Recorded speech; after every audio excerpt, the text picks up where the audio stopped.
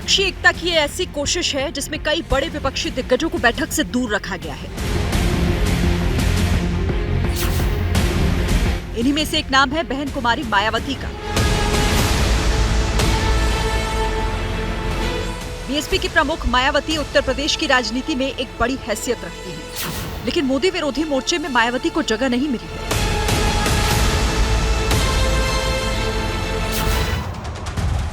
कल ही मायावती ने विपक्षी दलों की इस बैठक पर कहा कि पटना की बैठक में दिल मिले न मिले हाथ मिलाते रहिए की कहावत को चरितार्थ करता है।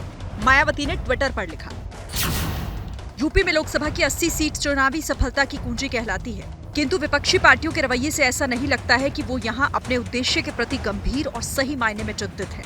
बिना सही प्राथमिकताओं के साथ यहाँ लोकसभा चुनाव की तैयारी क्या वाकई जरूरी बदलाव ला पाएगी? यूपी में राजनीति करने वाले सुहेल देव भारतीय समाज पार्टी के प्रमुख ओम प्रकाश राजभर कहते हैं कि विपक्षी दलों को चाहिए कि वो मायावती को मनाएं और उन्हें प्रधानमंत्री पद का उम्मीदवार बनाएं।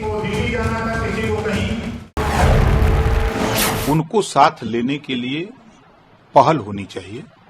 हम कह रहे हैं जितने लोग 20 दल के लोग जुटे हैं, 20 दल के लोग मिले मायावती जी से और मायावती जी से बात समझावें। अगर वो एग्री नहीं होती हैं तो उन्हीं कहेंगे भाई चलो हम आप ही को प्रधानमंत्री मान लेते हैं।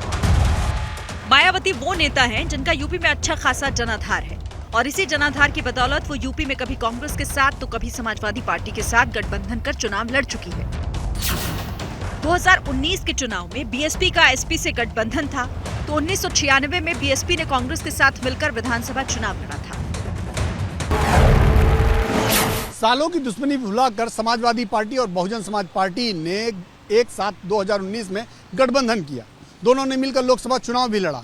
उत्तर प्रदेश की 80 में से 15 लोकसभा सीटों पर चुनाव में जीत भी मिली।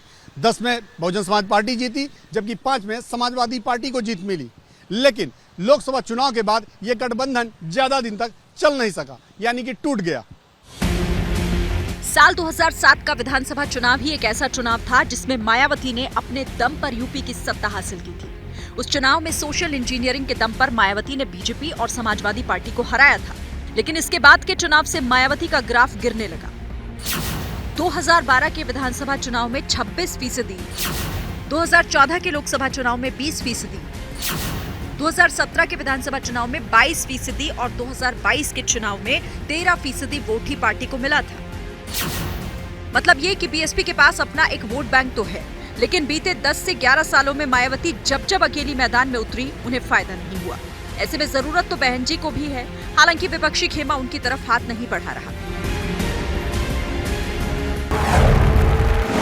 अखिलेश यादव और मायावती की दूरियां काफी बढ़ चुकी हैं। पिछली बार जब नीतीश कुमार उत्तर प्रदेश पहुंचे थे, अखिलेश यादव से मिलने गए, मगर चंद कदमों की दूरी पर मायावती से मिलने की जहमत उन्होंने नहीं उठाई। ये भी कहा जा रहा है यूपी में कि कांग्रेस और बीएसपी का गठबंधन हो सकता है।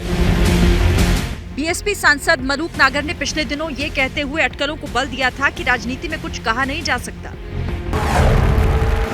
राजनीति में संभावनाओं का खेल है, कुछ भी संभव है, कुछ भी नहीं है, पर ये ना अधिकार मेरे हाथ में, कांग्रेस के हाथ में या हमारी कुमारी बहन मायावती जी के हाथ में। हालांकि पटना की बैठक में 7 कांग्रेस और समाजवादी पार्टी के नेता दिखे। यूपी में लोकसभा की 80 सीटें हैं और दिल्ली का रास्ता यूपी से होकर ही गुजरता है। ऐसे में मायावती की अनदेखी विपक्षी एकता को यूपी में भारी पड़ सकती है।